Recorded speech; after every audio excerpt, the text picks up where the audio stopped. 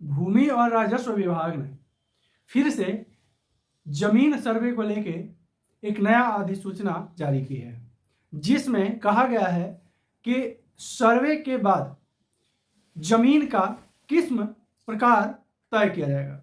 नमस्कार, आप देख रहे हैं बिहार वाले और हम हैं राज पांडे।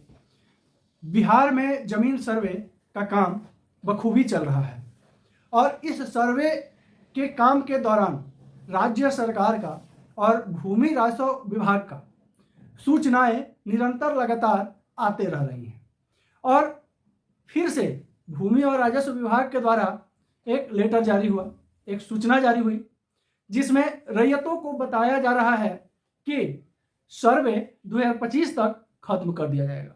हालांकि अप्रैल 26 तक का लास्ट डेट जो है बिहार में जमीन सर्वे को खत्म करने का, लेकिन भूमि और राजस्व विभाग लगातार कह रहा है कि 2025 तक सर्वे खत्म कर दिया जाएगा। इसी बीच यह भी सूचना जारी हुआ है कि सर्वे खत्म होने के साथ साथ यह तय किया जाएगा कि कौन सी जमीन सरकारी है, कौन सी गैर सरकारी है, कौन सी जमीन रैयती है, कौन सी सरकारी आम जमीन है और कौन सी जमीन सरकारी खास जमीन है। और वैसे जमीन चिन्हित किए जाएंगे जो सरकारी आम जमीन है और सरकारी खास जमीन है। उसके बाद इसमें अधिसूचना क्या क्या जारी हुआ है वो आपको हम एक बार पहले पढ़ के सुना देते हैं। और ये बहुत ही महत्वपूर्ण सूचना है जो सभी रैयतों को, सभी किसानों को, सभी जमीन मालिकों को जानना बेहद जरूरी है। इसमें साफ शब्द में कहा गया है कि जमीन जो है सर्वे के बाद ये तय कर दिया जाएगा कि कौन सी जमीन किसको मिलेगी, किसकी है। उसके बाद ही आप जमीन का खरीद बिक्री कर पाएंगे या जमीन का मालिकाना हक पा पाएंगे। देखिए कहा क्या गया है, राज्य में जमीन सर्वे का काम 2025 के अंत तक समाप्त होने की संभावना है, ये भूमि और राजस्व विभाग का कहना है। इसके बाद राज्य में जमीन की प्रकृति का नए सिरे से निर्धारण किया जाएगा, यानी कौन सी जमीन गैर मजरूआ है, कौन सी जमीन गैर मजरूआ आम है, कौन पुश्तैनी या रैयती है। इसके अतिरिक्त जमीन का किस्म भी तय किया जाएगा, वह धनहर है, आवासीय है या पीठ है, आवासीय बगल की जमीन है या व्यवसायिक जमीन है, ये किस्म तय किया जाएगा। इसके बाद वर्तमान में मौजूद जमीन के प्रकृति के निर्धारण के आधार पर 1920 में अंग्रेजों ने कराए करेस्टल सर्वे के बाद तैयार मैप तथा 1968 से 1972 के बीच कराए गए रिविजनल सर्वे मैप ही रहेगा। मतलब कि 72 के सर्वे में जो तय किया गया था उस हिसाब से जमीन का किस्म को फिर से इस सर्वे के दौरान तय किया जाएगा। वहां 1920 वाला सर्वे ही मान्य होगा। इस सर्वे में जमीन का जो प्रकृति निर्धारित की गई है वर्तमान में वही अधिकृत तौर पर मान्य है। हालांकि कुछ मामलों में सरकार के स्तर से किसी खास प्रोजेक्ट या परियोजना को ध्यान देते हुए इसमें थोड़े समय के लिए जमीन की प्रकृति में बदलाव किया जाएगा। राज्य के कई अंचलों में बड़ी संख्या में ऐसे मामले देखने को मिले हैं जिसमें जमीन की प्रकृति का निर्धारण अंचल अधिकारियों या अंचल के अन्य पदाधिकारी अपने स्तर पर कर देते हैं। ये भी बात है, बहुत सारे जमीन जो है सर्वे के दौरान राज्य सरकार को ऐसी भी मिली है जिसका सीईओ और अंचल कर्मी अपने से निर्धारण कर देते हैं कि ये सरकारी जमीन है कि गैर सरकारी जमीन है या कि रैयती जमीन है, ये जो है वो खुद से बना देते हैं। आप लोग सुने होंगे बहुत सारा सरकारी जमीन को रैयती बना करके और जो है उसको गलत तरीके से दाखिल खारिज कर दिया गया था। ये सब करतूत जो है सीईओ महाशय लोग का है। अब आगे अधिसूचना में क्या है वो भी आपको हम सुना देते हैं।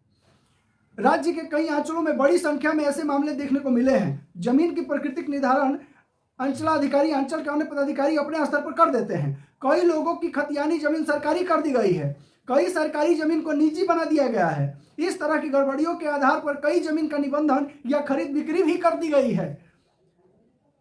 जमीन विवाद को सुलझाने के लिए सभी जिलों के एमडीएम राजस्व अधिकृत किया गया है। इसके स्तर पर आयोजित कोर्ट में संबंधित विवाद का निपटारा कराया जा रहा है। इसे लेकर राज्य सरकार ने 2009 में बीपीएलआरडी बिहार भूमि विवाद निराकरण अधिनियम एक्ट बनाया था। राजस्व एवं भूमि सुधार विभाग के पास जमीन की प्रकृति से छेड़छाड़ करने से संबंधित कई अंचल में शिकायत आने पर जांच होती रही है और इसके दोषी पदाधिकारियों पर कार्रवाई करते जा रहा है भूमि और राजस्व विभाग। जमीन का किस्म, इसके अलावा जमीन किस किस्म की निर्धारित होगी, इसमें धनहर खेती वाली जमीन, आवासीय पीठ, आवासीय के बदलाव वाला जमीन और व्यवसायिक जमीन, कुछ स्थानों पर सरकारी यानी गैर मजरूआ आम या खास महल की जमीन भी खेती की जाती है। इसमें जो है और क्या कहा गया है, डीएम को रोक सूची बनाने का अधिकार इसमें है। डीएम अगर चाहे तो इसमें सीओ का मनमानी पे नकल कर सकता है। अब डीएम के लिए क्या आदेश जारी हुआ है ये भी आपको हम बता देते हैं इस वीडियो में। सभी जिलों के जमीन का निबंधन रोक या छूट का निर्धारण संबंधित डीएम के स्तर से होता है। निबंधन विभाग ने इसमें संबंधित अधिकारी डीएम को सौंप दिया है। इसके अतिरिक्त जमीन के निबंधन पर रोक लगाने का अधिकार जिला स्तर पर अन्य किसी के पास नहीं है।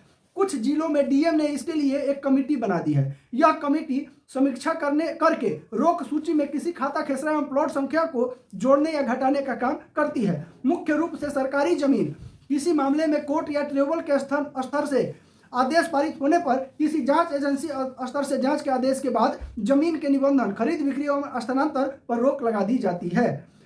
जमीन का किस्म की प्रकृति ये भी आपको हम बता देते हैं।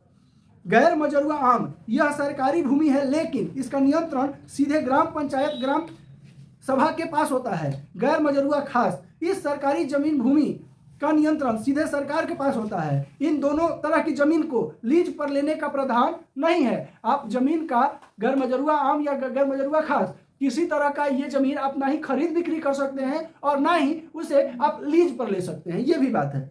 खास महल की जमीन, यह सरकारी भूमि है लेकिन इसे लीज पर किसी कार्य के लिए लिया जा सकता है। खास महल का जो जमीन होता है।